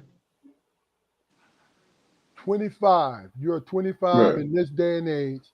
How would you approach your dating life and relationships? If I was 25, it'd be all about the travel for me, man. If you ain't about the travel, then I wouldn't have no dating life. I'd be traveling by myself. Okay. Seeing the world. Okay. If I was 25, that's exactly what I would be doing. I would be seeing the world. Hopefully with my partner. Wow, that's deep. So you would have a partner then? Yeah, I would want somebody to share that with. Absolutely. Yeah. That would be my main goal. That would, the main thing I would focus on, traveling with my significant other. Gotcha. Jaquar. Yeah, for me, 25, man, I think I probably would have went about the whole situation the same way because I wasn't thinking about, settling down at 25. I mean, I wanted to fill my dance card up with as many partners as I possibly could, and at that time, I didn't have any ties. I refused to have any ties. You know what I mean? And me going about the situation any differently, I mean, I found my wife when I needed to find her. Gotcha. That this relationship happened when it needed to happen. And it didn't come from desperation. It didn't come from any sort of base need. I didn't see her as a meal ticket or anything like that. I did see her as somebody I could build a strong foundation with. And at 25, I just don't know if my clarity would have been, that legit. So yeah, I probably would have. I'd have been out there and just touching this and touching that, and being here and being there and experiencing life. And that's the thing about it is, I agree with you. At 25, I was still with the same woman. You know what I'm saying? It was the early parts of my wife and ours relationship. But as far as the framing the question, if I was 25, I was not looking for anything when I met my wife. So it was jump, jump, jump, jump. Now, it wasn't full. You feel what I'm saying? But the point is, if I did not have her or meet her when I did and I was 25 and single now, I would handle it through conversation.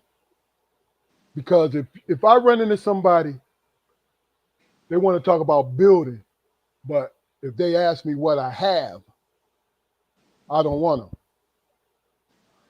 So you left us hanging. You left us hanging on something, Keith. When you said 25, would you be the maturity that you got now, 25, or just today's 25, just point blank 25? But look, no, I didn't leave you hanging. I said if you were 25 in this day and age. Okay, so the past no knowledge from the past. Okay. No knowledge of the past. It's who you are right now, but you was 25 dating at this age. Okay. You see what I'm saying? Mm-hmm. Because that's important. Because you guys and myself have done a lot of living and understand people and understand yourselves. So that's what I mean by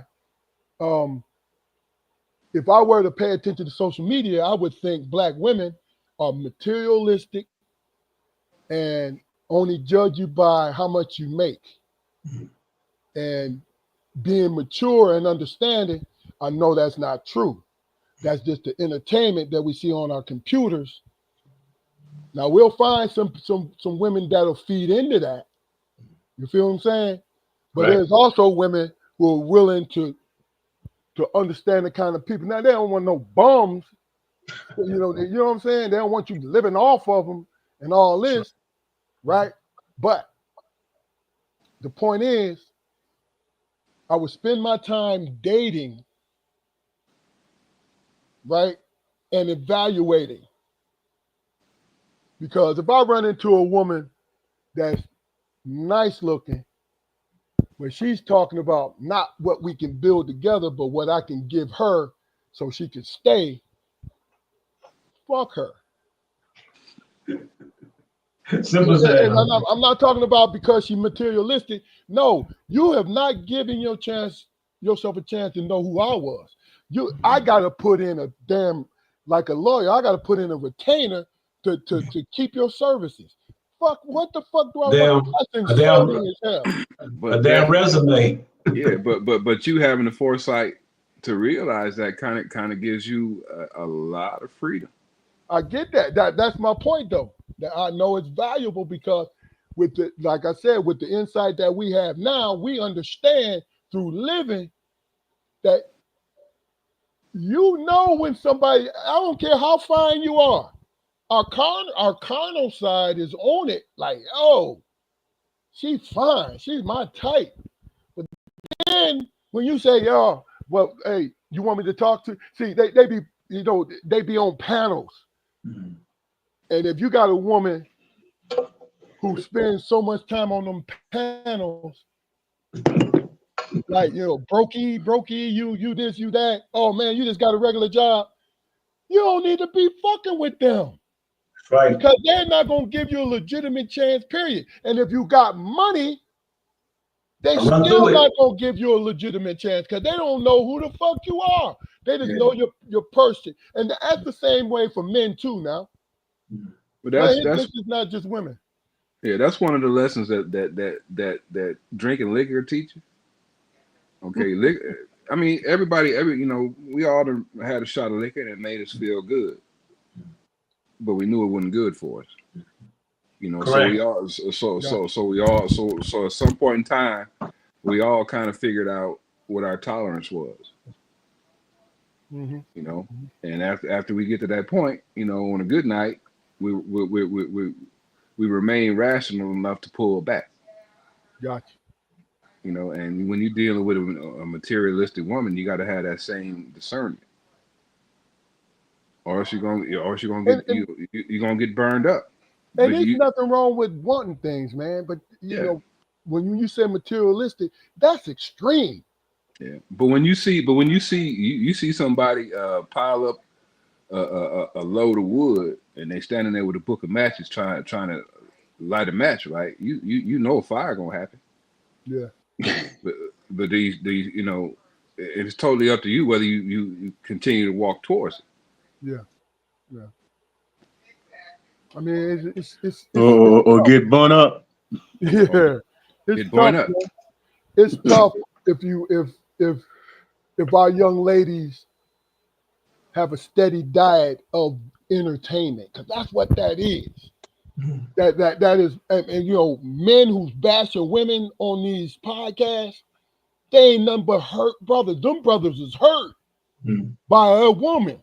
And then women bashing these brothers on these podcasts, them ain't nothing but hurt people. Been beat up about the neck and shoulders. That's what I'm saying. Those are nothing but hurt people. But if our young women and our young men get that steady diet of that BS, it's hard for them to break through it. You know what I'm saying? But for me personally, man, I work with a lot of young males and females, and I think in their association with me, in their association with me, young women, the greatest gift I can give them is the gift of being an example of somebody they want to be with. Gotcha. And fortunately for me, I mean, it's just some things that I don't deviate from. So when you with me, you're never gonna have to deal with certain things. That's, I mean, as a man, and through the experiences that I've had throughout my lifetime in dealing with women, I've always, believed that it was my job to kind of show them what a good example of a man was. And I'm not, blowing my own horn, and I'm not necessarily saying that I was always right. Gotcha. The possibilities is what I'm talking about. It is possible for you to be in a relationship with a man who is rational and willing to discuss things. You know what I mean? And have a certain amount of understanding for your flaws and who you are. But on the same token, you got to reciprocate that. Okay. You got to reciprocate that. We don't have a faucet that we can turn off when we get into a relationship with people. Man, if you're a young person and you got this one thing called discernment, man, they could go a long ways. I mean, that's just not out there. And like you just said, man, there are not a lot of examples. Because these youngsters, man, they hearing just what we talking about, the negative condemnation over and over and this and that. But man, if they had discernment of just a little bit of wisdom and a little foresight, man, it'd be amazing. Amazing. Do you believe that discernment has to be taught, DJ? Yes and no. I mean, some people it's inside of them, and some people need to be taught because it depends on the house. Sometimes the hospital they grow up in, and but if they can be showed by somebody. Because I've met some guys in relationship with females, and the woman was the one that brought the class and the character to the relationship. And you like, dang, oh man, where'd that brother miss the boat at? But guess what? He never was showed. So he was just lost, and it took her to bring, and I will say this also right quick, to be married 5, 10, 15 years, like all three of y'all real men. Be proud of yourself because it is not happening in today's world. Cats getting married, staying married 6 months, 1 year, 2 years. So you brothers, man, to be married all those years, man, you need to be proud of yourselves if nobody tells you, because that is honorable. I'm telling you. Because ain't nothing. Appreciate that, man. Ain't nothing in the streets. I appreciate it, but you know what, DJ, and you know me when I say this. When I say this, I really believe that the numbers are misrepresented when it comes to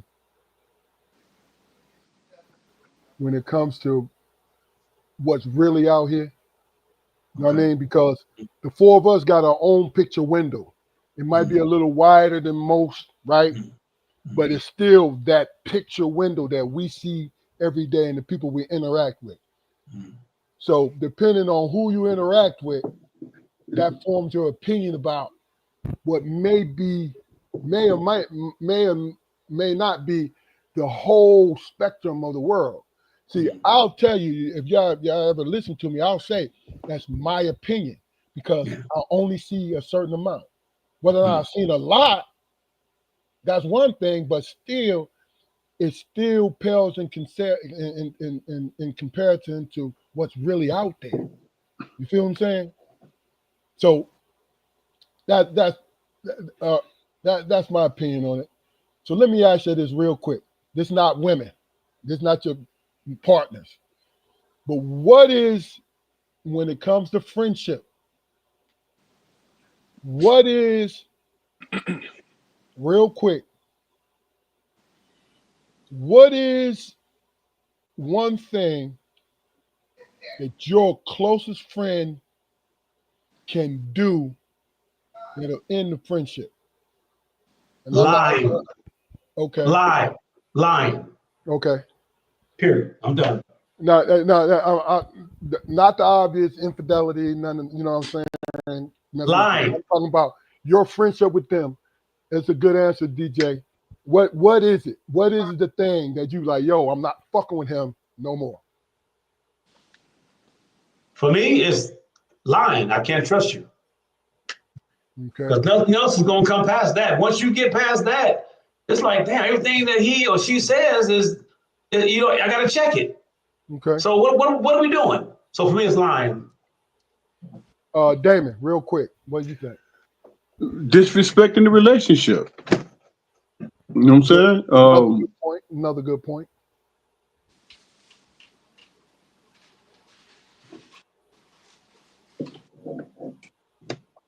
All right, that's it. Okay, tell me that's it then, bro. Because that's it. Usually you throw a little bit at the end. You like, hey, bro. I haven't been on in a while. Jaquari, what you think? I'm still getting my feet wet. What you think, Jaquari? For me, it's just not being the person who I thought you were. Because I mean, I got friends from the top to the bottom. I got friends who who may have done some questionable things in other people's eyes. Uh-huh. But they they understand who I am, and they know that there's a line. Mm-hmm. You know what I mean? So you change up, especially like if it's a situation where they're gonna shit on me and benefit from it. Absolutely. You can't do that. Mm-hmm. Yeah. You can't do that. Benefit. I mean, chase what you want, but don't catch it at my expense. No doubt. Marcus says steal from him, which is another one. I mean, that's 4 good things. You know what I'm saying? All right. Well, listen, this has been a hell of a show, guys. I love your input. Great answers. Damon, you came back strong, man. You know what I'm saying? We're glad to have you back. Jaquari, as usual, you, him is him. You know what I'm saying? DJ, bro, love it when you come on the show, man. Appreciate you. I mean, because look, you my brother, but you my old head, so you give me. It's a pleasure. Yeah, you give me what I need to see. You know what I'm saying? I ain't gonna sugarcoat it. The line is horrible. Yeah. I ain't gonna lie. Yeah. Last words of the night, man. Last words. Damon, what's your last word, brother? Stay on top of your health, fellas. People. Regular checkups and all that stuff. Mm-hmm. It's very important. Yeah. Jaquari. Yeah, DJ, man, it's always a pleasure, man. I enjoy your energy, and I look forward to the next time. Appreciate you. Yeah, same. Yeah. Right. Damon, it's good to have you back, man. That's the energy, we was missing. If we were good to be back, bro. And yeah, just doubling down on what you said, man. Take care of your health, everybody. Yeah. If you ain't here, it don't matter. Yeah. DJ. Don't listen to the doggone. Don't get on Fox. Stay off MSNBC and check out CNN. Damn right. Go to CNN. You want the truth. Damn all that. No, I'm just saying. No. Stay true to yourself and just follow your path that you started on. You know what's best for you. And just everybody be safe, please. Also, I want to thank Marcus Smith, Keith Barnes, Malika Harris. Love you, baby. Cuz. Love you. Hey, Marcus, Keith, it's always a pleasure. You always come through. We appreciate you guys. You know what I'm saying? My last words of the day is, and really and truly, no matter what your age is, always strive to be a leader in the group that you're in. I said strive to be. I didn't say not to compete for leadership. Always strive to be a leader, because you doing it when you strive to be is by example. It's not by the answers that you give, it's by example. And you inadvertently influence the people around you. So if you strive to be a wealthy man, that rubs off on your group. If you strive to be a God-fearing man, it rubs off on your group. You feel what I'm saying? It's what it is, man. But please go to our YouTube channel. You see below my name. You see it scrolling across the screen. Help the podcast out for donations. You see the cash app for the pod. You know, just tools and fuels just to keep us moving in the right direction, get better equipment, do our thing. We appreciate everything. Go to our YouTube channel, like, share, and subscribe. You know, please like, share, and subscribe. We appreciate you. You know what I mean? And messaging me on Facebook, or if you got my phone number, if you want to come on. We'll definitely appreciate you. There's a Strong Perspective podcast. We'll see you next Friday. You guys have a good night.